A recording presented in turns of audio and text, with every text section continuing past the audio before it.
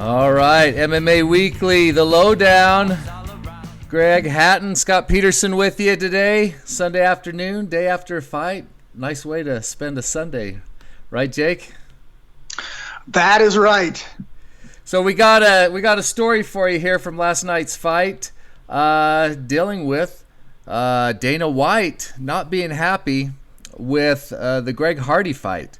And it's not that he wasn't happy with Greg Hardy, but Greg Hardy got his first win. The former NFL player showed tremendous growth in his game, if merely by his patience, as he fended off takedown attempts and was much more judicious about picking his shots than in the past. He ended the fight in the first round, TKO, but UFC President Dana White, however, was agitated by his opponent's performance, particularly since he had a 9-2 record coming into the fight. He felt it was so bad that it might have looked to fans or some members of the media as if the UFC was handpicking Hardy's opponents simply to get him an easy win. Some people even maybe saying it was a fixed fight. Dana, and obviously I don't think it was a fixed fight, but it's unusual that Dana comes out and is actually critical of their own matchmaking. This is the first time, and I've had the pleasure of working with the UFC for quite some time and all the matchmakers. This is the first time I've ever heard Dana White criticize, to my recollection, the matchmakers. So this was really interesting. But I found it interesting because Joe Silva, the old matchmaker for the UFC, who Sean Shelby has taken his place, always worked on win streaks. Mm-hmm. And Dimitri had lost 2 of his last 3 fights. Although he had won his last fight, it's kind of odd that they let him compete. Yeah, and I want to go to actually what Dana said at the press conference. Let's listen to his actual words here. I'm not going to say that I love that fight. You guys know, I mean, I've been doing this for 20 years. We don't do setup fights for anybody. And if I was a fan, and probably some of the media, the way some of the media acts, I would think that was, I don't know who the fuck that guy beat in 9 fights, but I'd like to see the 9 guys he beat. That was weird. Not to take anything from Hardy. Hardy came in great shape. Hardy doesn't make fights. Me and my guys do. And Hardy came in better shape, and he did what he had to do. He treated that guy like he was supposed to. So does that change up how you guys will match Hardy up later this year for his next one? No, I mean, it just, that guy's record is 9-2. I want to see the 9 guys he beat. You know what I mean? They might be in this room right now, actually. I want to see the 9 guys he beat. They might actually be in this room with us amongst us pussy press people. So yeah, he was not happy. Hey, for good reasons, because let's be honest, Dan Hardy's been Dana's pet project, and he featured him as a co-main event, which is insane when you had guys like Cowboy Oliveira and Mike Perry, who you knew were going to bring the fireworks, and they did. So, Dana's got a little bit of egg on his face because of the quality of opponent. And you bring this up. Greg Hardy's kind of his pet project, bringing him up through contenders.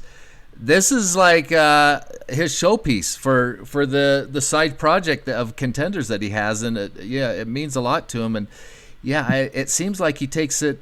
He has more of a personal interest in this, and it definitely bothered him. Yeah, and look, I don't think this was a fixed fight by any means, but this guy's skill level was not good. When he was shooting for his double leg, he was literally running for him. I mean, he didn't do anything. But the worst part with everything, and even Dominic Cruz, said it during the event last night, is he just rolled over. He took a couple punches and just rolled over, which is zero heart. And that's something that fighters really pride themselves on. Look, if you get rocked, you get rocked. But just taking a couple little shots and rolling over out of fear, come on. Yeah, I heard somebody say he reminded him of Bob Sapp doll.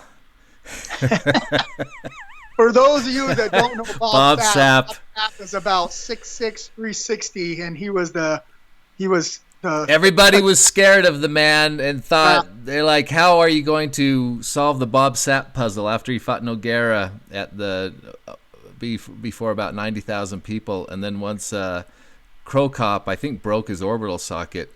After that point, Bob Sapp was continually covering up. He was never the same fighter.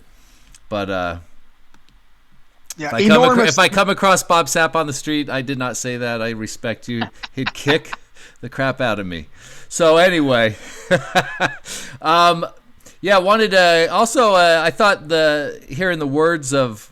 Oh, and by the way, guys, let me give you the number so you can call in and give us your thoughts, because we do want to hear from you. We are a live show. The number 702-799-9984, 702-799-9984 is at the bottom of the screen. Call in. We want to hear from you, what you guys thought of this fight. So, I mean, Greg Hardy went in there prepared to fight. So, and Dana said, hey, I don't take anything away from him.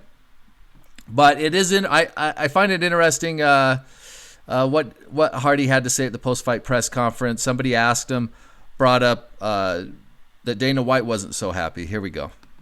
Because I will say that when Dana was back here, he wasn't really in love after the fact of the matchmaking, I guess. And I think he was a little disappointed in the effort that came from your opponent tonight. So can you talk about that maybe a little bit? Doesn't Mick Maynard make the matches? I think Dana White loves Mick Maynard. What are you talking about? Thought they were besties. He just seemed a little bit disappointed in your opponent. That's all I'll say. I would say that rich men don't really get disappointed because they're still rich. Rich men don't get it. You know, I'm here to fight, man. Whoever they put me in there with, I'm a fight. I come to fight. I'm prepared to fight. I love to fight, and that's what happened. You know, those guys make the matches. Those guys are the bosses. They are the best bosses in the world. You know what I mean? Like, he's the best boss in the world, best matchmaker in the world, man. Fans loved it. I loved it. And if there was any fall off, I think, and I know you guys trust to believe, it's going to be remedied. This is the biggest show, baddest show on earth, man, and I'm a part of it. So, yeah, it's kind of funny. Rich men don't get upset. That's a great response by Greg Hardy. And you know, and to be fair to Greg Hardy, you know, he came to fight. He did his job. The matchmaking had nothing to do with him. And so, but let me ask you this: is he co-main event worthy? Let's be honest. The guy is a freak specimen, incredible athlete. Mm-hmm. I mean, I think he will be great. But right now, I mean, he's not exactly showcasing premium skills. Yeah, either. to be co-main event quality, having not won a UFC fight, obviously no. Here we got our first caller on the line. Who do we have here? Dave. Hey, Dave. So, what were your first impressions of the Greg Hardy fight? Did you think it was a fix, or did you think it was just bad matchmaking, or you know, what were your thoughts? I just thought the guy took a dive for whatever. I mean, guys take dives for a lot of reasons. Maybe Hardy hit him, or he was just too strong for him. Maybe he hadn't trained. I mean, who knows? But it just looked to me like he was very lethargic. It just looked like he took a dive. As soon as he had the opportunity to get out of the bout, he got out of the bout. I mean, the commission should have withheld his purse. But Wow. I mean, the matchmaking. If the matchmaking is responsible for the placement on the card, then it was horrible matchmaking. Because it certainly is not a co-main event. Certainly not. He doesn't deserve to be top billing over a lot of the fighters that were on that card. So, do you remember any time when Dana White's been critical of his own matchmaking, his team's own matchmaking? No, but I think that there's probably an idea within the organization, either expressed or implied, that Dana wants to build Greg Hardy. They gave him an opponent that was very weak, or just whatever, didn't perform.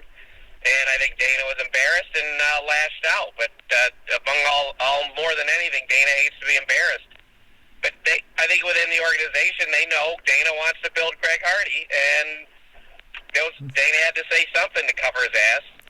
Well, and I do think he was embarrassed. He obviously was not happy. Hey, thanks for calling in. What are your thoughts on that, Jake? That was a great point. That was it Dave that brought up there about the commission holding his purse. I don't know if the commission can hold his purse, but he did take a dive, and that's really now. When you say take a dive, I think of a fix. That's what comes to my mind. So let's clarify.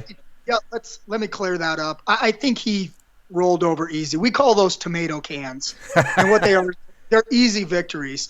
And he clearly showed that. So I don't think you could hold his purse. I don't think the guy did anything wrong, other than he's just an average fighter at best, and that's not what the UFC is about. UFC is about the best of the best, the highest quality. I know they're doing some of these crazy matchups now, but I mean, they've always been known as the best fighting the best and the best organization in the world. Now, I thought this was a little bit interesting. Just one more part from Greg Hardy. You could tell the guy's having fun. He loves it. And I find it very interesting since he comes from the NFL, the marquee top sport in the world, a lot of people would feel. And he is just loving it here in the UFC. Oh, before we get to that, we got another call. Hey, if you guys call in and want to talk, we are here to hear from you. So, who do we got on the line today? Terry Pettick from Loveland, Colorado. Hey, how's it going? So what was your first impression when you watched the fight with Greg Hardy? Just, to be honest, disgusted. Disgusted? Strong words. Just the route that UFC is going, it's not healthy for the sport. The sport's no longer for hardcore MMA fans. It's trying to appeal to the general public. They're trying to get the big freak shows. I mean, when Brock Lesnar had his first UFC fight, he fought Frank Mir, who at that time had already been a UFC champion by beating Tim Sylvia and broken his arm. Greg Hardy, with the exception of Alan Crowder, who he lost to by disqualification, his combined opponents have a record of 14-7, and their 14 wins have been against all people who have losing records. Yeah, it's curious to make. Yeah, I mean, I can see you putting him on the main card for sure, but the co-main, it just it doesn't look right. You got at least have a 2-win streak, you would think. And I tell you, I was thinking earlier, and I would love, because let's face it, Daniel Cormier and Brock Lesnar, that's not a fight. I mean, people can think it's a fight, but if that fight happens, Daniel Cormier wins in the first round. We all saw what Kane did to Brock. We all saw what Alistair Overeem did to Brock. Brock's a freak. He's a great athlete, but when he fights a true mixed martial artist, he's going to end up on the short side of the stick every time. You know who I'd love to see Greg Hardy fight? Who would you like to see him fight? Anthony Johnson. Anthony Johnson is walking around at 280 pounds right now. Let him cut to 265, and let's see Greg Hardy go in there with somebody who actually will bang, somebody who's not afraid to get hit and not afraid to throw punches. And I guarantee you, he doesn't make it out of the first round. Anthony Johnson knocks him out inside 5 minutes. I like that, except I don't think he's coming back. Didn't he just recently say he's pretty much done? Well, no, he's actually talking about a comeback now, and he's interested in fighting John Jones at heavyweight. Ah. Interesting. Yeah, I mean, I think that if we ever do see Anthony Johnson fight, it definitely will be at heavyweight. I don't think he has any desire whatsoever to cut weight. But yeah, I I just want to see Anthony Johnson back in there. Just incredible talent. Hey, Terry, thank you so much for calling in. Thank you. Thanks, sir. So, yeah, people aren't happy about the co-main thing, regardless of how the fight went. Well, if you're going to make him co-main event, don't you think he should give him a co-main event talent? I'm not saying he needs to fight Anthony Johnson or John Jones or anybody crazy, but you got to give him some better talent than that. Yeah. Well, let's go to the rest of some of the comments that Hardy made at the post-fight press conference. This doesn't really have anything to do with anything, but it's just a point of like how he's enjoying the limelight, the fans. It's just curious. I found what he had to say. And I heard people that love me. I heard my crowd, my fans, the people that I've embraced came down here. Been living here for 2-3 years, accept me and enjoy what I put out. That was my favorite part of it. That was the best feeling, just to know that they enjoy what I put out. Does it motivate you at all? Would you rather they be cheers, or do you kind of enjoy the boost? Does that drive you? All of it. I love all of it. Like I said, man, it's alluring, dude. It's spectacular. It's sparkly. It's a beautiful thing to know that people hate you. They love you. Do they hate you? Do they love you? They want to get to know you. They want to date you, hang out with you. They want to date you, hang out with you. It's long and luxurious. Like, it's a fun, fabulous situation, man. And I'm looking forward to just being inside these encounters, interacting with these new fans and seeing what comes of it, Yeah, he's enjoying the whole process. He wants to interact with the fans. Talks about his luxurious long hair, them touching his hair. They want to date you. Why wouldn't he? You can tell he's having a good time. I like that. Yeah, he's getting a second chance. Let's be honest. He got kicked out of the NFL in '86 from the NFL. He's got another chance in one of the biggest organizations in the world. He's enjoying the ride. And he also said that the fans are booing less and less every time. So... And I think he's putting out a little bit of a message that even you ladies, you got a chance with an ex-NFL football player. Not sure they want to take that chance. All right. Not sure to take that chance. I want to give a quick shout out to our friends at MyBookie. 50% sign-up bonus. Go check them out. Check them out for their odds and have some fun over there. We have a group where we this last fight where we put up our picks over at Tapology. You can get there through the links on MMAWeekly.com. MyBookie, good guys over there. They've been really good to us. So I think we're about I think it's about to see where this goes with Dana. I think they're going to be very careful who they give Greg next time, and I think Greg better be ready because they may overcorrect next time in his opponent. I think you're right. So, all right, guys, thanks for tuning in. We'll be back soon, and bring your A game. And this is MMA Weekly's The Lowdown. Until next time.